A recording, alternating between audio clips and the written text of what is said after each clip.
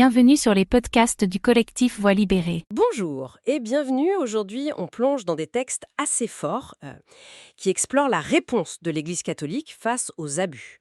On va s'intéresser en particulier à cette notion d'acte qui serait devenu impardonnable et puis aussi au regard des victimes elles-mêmes sur le pardon. Alors pour ça, on a une analyse inspirée par le collectif Voix libérée, d'un article de La Croix et aussi des réflexions plus directes sur ce que vivent les victimes.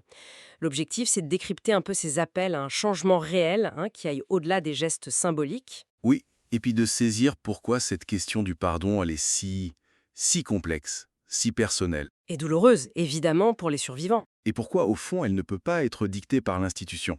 Ça, c'est crucial. Alors, commençons par ce mot impardonnable. Il revient dans les sources, on parle d'abus sexuels, spirituels, d'emprise, qui sont perçus comme socialement irréparables. Mais ce qui est intéressant, c'est que l'analyse de Voix libérée, elle ne voit pas ça comme une fin en soi, comme une impasse. Comment on explique ça? C'est exactement ça. Pour ce collectif, qualifier un acte d'impardonnable, ce n'est pas pour fermer la discussion. C'est plutôt le contraire, en fait. Ça vient souligner l'urgence. L'urgence absolue d'avoir des réparations. Des réparations concrètes et puis des transformations institutionnelles qui soient profondes. C'est vraiment un appel à l'action. Pas du tout un appel à l'oubli.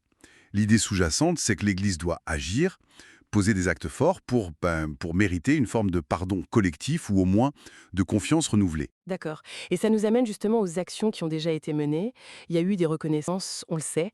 Par exemple, la condamnation canonique, donc selon le droit d'église de l'abbé Tartu par le TPCN, le Tribunal pénal canonique national, ou encore l'inauguration d'une plaque mémorielle à Tours, c'était en mars 2025. Il y avait Voix libérée, le diocèse, l'INIR aussi, l'instance de reconnaissance et de réparation. Bon, tout ça, c'est des pas. Mais la question qui vient tout de suite, c'est est-ce que ça suffit? Alors, d'après l'analyse inspirée par Voix libérée, la réponse est nuancée.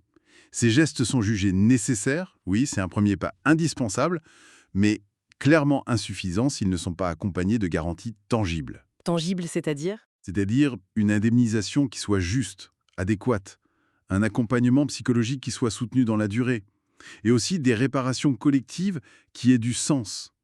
L'INIR, d'ailleurs, qui était présente à Tours, elle est justement citée comme un exemple de cette approche réparatrice, qui va au-delà du simple symbole. C'est indispensable. Donc si on comprend bien, ces gestes symboliques, même nécessaires, sont jugés insuffisants. Peut-être parce que le problème est plus profond, plus systémique. Hmm. On pense forcément au rapport Sauvé de la CIAZ en 2021. Les chiffres étaient effarants. Entre 216 000 et 330 000 victimes potentielles et autour de 3 000 clercs agresseurs, rien qu'en France depuis 1950. Exactement. La dimension systémique, c'est un point absolument central. Et Voix libérée, mais pas seulement, hein, d'autres groupes comme Agir pour notre Église, Fraternité Victime, tous insistent là-dessus. C'est vrai, il y a eu des avancées, on ne peut pas le nier, hein, l'abolition au moins partielle du secret pontifical pour ces affaires, des règles canoniques un peu plus strictes, la création de la CIAZ elle-même, mais malgré ça, les mécanismes ancrés de secret, cette culture de l'obéissance parfois aveugle, et puis la tendance historique à protéger le clergé avant tout, ça semble persister. Donc une inertie en quelque sorte. Une inertie, oui. La critique porte beaucoup sur la lenteur, le côté fragmenté de la mise en œuvre des réformes. Et il y a aussi une critique assez vive sur ce qui est perçu comme une inertie, une incapacité des évêques à apporter une réponse vraiment adaptée. Adaptée sur le plan humain, mais aussi financier pour les victimes majeures. Et puis, il y a des inquiétudes sur l'usage de la médiation, qui peut parfois être problématique. Face à tout ça, cette inertie, ces critiques, la parole des victimes elle-même, elle devient encore plus cruciale. Surtout sur cette question du pardon que l'institution a tendance à évoquer, parfois peut-être un peu vite. Qu'est-ce qu'elles en disent, elles? Ah, là-dessus, les textes sont une clarté limpide. Les réflexions des victimes, elles martèlent toutes le même point essentiel. Le pardon, c'est un cheminement intime. Ça leur appartient. Exclusivement. Ce n'est ni un dû, ni quelque chose qu'on pourrait leur réclamer. Et surtout, ce n'est pas un outil que l'Église pourrait utiliser pour réhabiliter l'agresseur ou faciliter son retour dans le ministère. Il y a des phrases qui marquent. Nous n'attendons pas une réconciliation jouée. Ou celle-ci. Nous refusons que le pardon soit instrumentalisé comme un levier de réhabilitation cléricale. C'est fort. Oui, c'est très fort. C'est un rejet très net en fait de toute tentative d'instrumentalisation du pardon, que ce soit au bénéfice de l'institution ou de l'agresseur. La priorité pour elle est ailleurs alors. Tout à fait. La priorité, c'est la justice, la vérité. Que les silences cessent, que les complicités soient mises au jour. Ça, c'est primordial.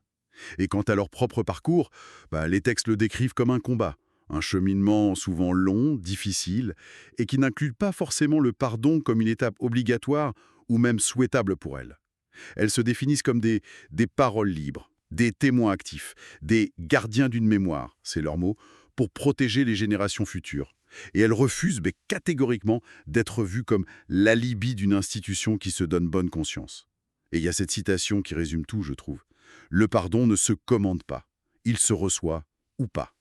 Voilà. C'est clair, c'est très clair. Ce qu'on retient de tout ça, c'est une tension vive, palpable. D'un côté, il y a une reconnaissance symbolique qui est peut-être nécessaire, mais qui a ses limites. Et de l'autre, une exigence très forte de justice concrète, de réparation réelle, et surtout d'un changement structurel durable au sein de l'Église. Exactement. Et ça souligne avec force la souveraineté, l'autonomie complète de la victime sur son propre parcours de reconstruction. Y compris face à cette question si complexe du pardon. Ce qui nous laisse peut-être avec une question pour réfléchir après.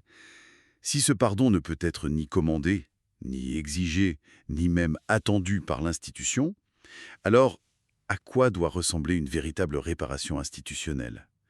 Une réparation qui honore pleinement ce cheminement si personnel, si intime et si individuel des survivants.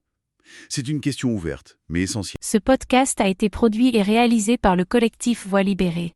Pour nous écrire, partager ou témoigner, adressez-nous un mail à pcantores37@gmail.com. Parce que nos voix comptent.